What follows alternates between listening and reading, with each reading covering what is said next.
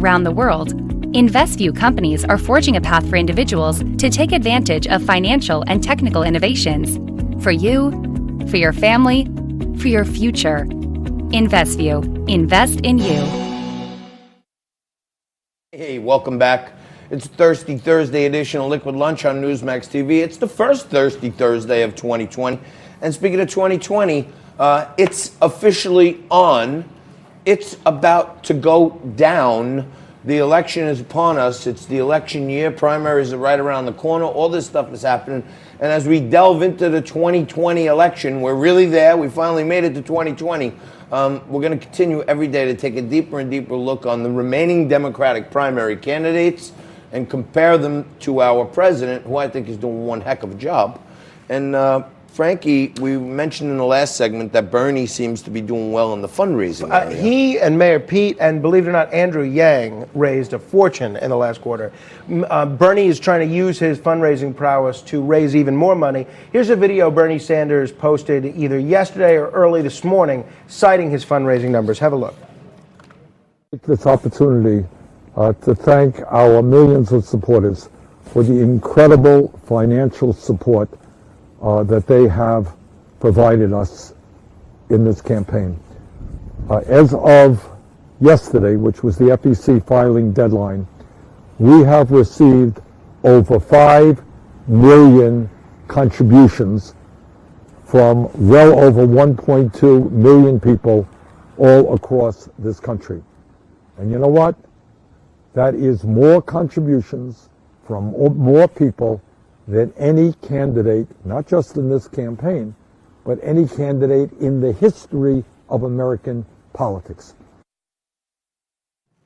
Bernie might have stepped on himself there, if you ask me, because, you know, he's talking about he raised $34 million in the last filing, right? Mm-hmm. And he's always talking about how he gets all these donations and they're all small dollar amounts and they average $6 and all this other crap. By my count, he just said 1.2 million people donated, so that's like $30. And they probably get these big monster donations, and then they average them out with all these 5 and 10s. And it's like $30. It's not exactly the average of 6. Math is your strong suit, not mine, but it does show that there's still a deep reservoir of support for Bernie Sanders. I got to tell you, when he had that heart attack and had to take a little bit of a break from campaigning for a bit, I didn't know, especially with another progressive alternative in the race like Elizabeth Warren, I didn't know if he was going to be able to maintain the same depth of support that he had 4 years ago. Well, it seems like he's still good at fundraising. You know, a lot of this stuff is generated on the web. You know what I'm saying? And they have a model now that they've been working with since the last campaign. They know who to hit. They have the profiles of all these people, and they keep pounding the pavement. And, you know, it's like anything else in sales, Frank. You hit enough people, some percentage of them are going to throw some money in. But like I said earlier, what they really need are votes, not dollars. And when I see Bernie not getting the union support in New Hampshire, I think that's a very telling sign that, you know, there's a divisiveness within the unions. And do we want Bernie? Do we want Warren? Is somebody else somewhere in between? Do we go with Joe? He got some fire, you know, he got the national fireman or something, Joe Biden. I don't know. I think that the field is weakening by the minute. None of them look good. Well, I'll tell you, it's going to be interesting. Still a long way until November, but presidential elections, like politics in general, is nothing if not unpredictable. So we'll see what happens. So as Bernie and Biden duke it out, and Buttigieg pulls up the rear, and right out, I told the Ukrainians, fire the prosecutor who's investigating my son's company, Burisma, or you're not getting $1 billion in U.S. loan guarantees. And sure enough, he said, son of a bee, they fired that prosecutor within 6 hours. So now Joe Biden was asked at the Des Moines Register editorial board, he was asked if he gets called as a witness, because you know Nancy Pelosi and everybody, they want the trial, they want the rules, they want to know everything.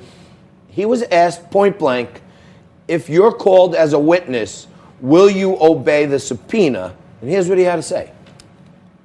Your statements that you wouldn't comply if you were subpoenaed to testify in an impeachment trial before the Senate? Correct. And the reason I wouldn't is because it's all designed to deal with Trump doing what he's done his whole life, trying to take the focus off him.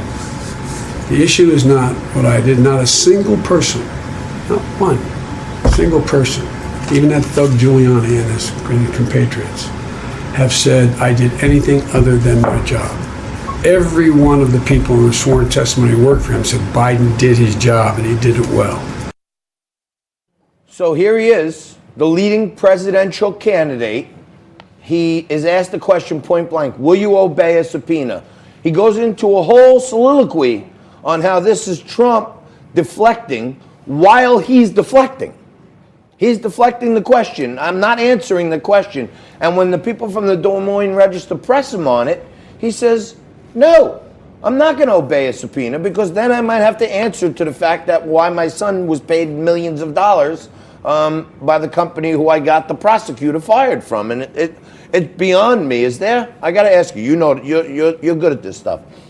Is there anything like former vice presidential, vice executive privilege? Like, is there anything that Joe Biden can use? Well, look, if the reason he's citing as declining the subpoena is due to executive privilege, and it has to do with his work while he was in the Obama administration, then it would seem he could claim executive privilege. But ultimately, well, I would think Obama would have to come in and claim ex post facto executive privilege. I mean, you know, the executive branch is the executive branch, but the place for these to be adjudicated isn't in the United States Senate, it's in the courts. If there's a subpoena that's issued, and that's why this impeachment is so bogus, is because one of the articles of impeachment has to do with obstruction of Congress, and they're saying with the Trump administration not complying with those subpoenas that it's obstruction of Congress. Whether it's the Trump administration officials or Obama administration officials, the place for that to be litigated is the courts.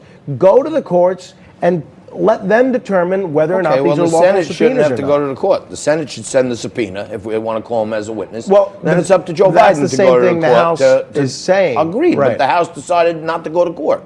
Yeah, well, they didn't do it because they wanted to rush the articles out. You know what?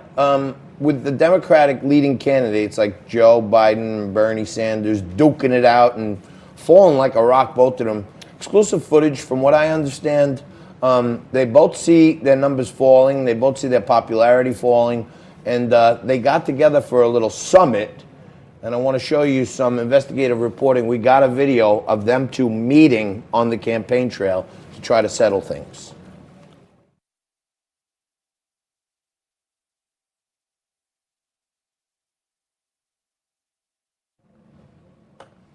No sound. Oh boy, and that's Bernie. That's Jim Brennan, James Clapper. James Clapper comes in to referee the fight. I guess he's got to get in the middle of this thing because he needs one of them to win to keep himself out of the hoosegow. And you know, look at the two octogenarians, septuagenarians. They're still squaring off. Ooh, Bernie with the left. Biden. Ooh, Bernie goes down. He's still got with the kick. Great energy. MMA. Oh, he goes down on his own kick.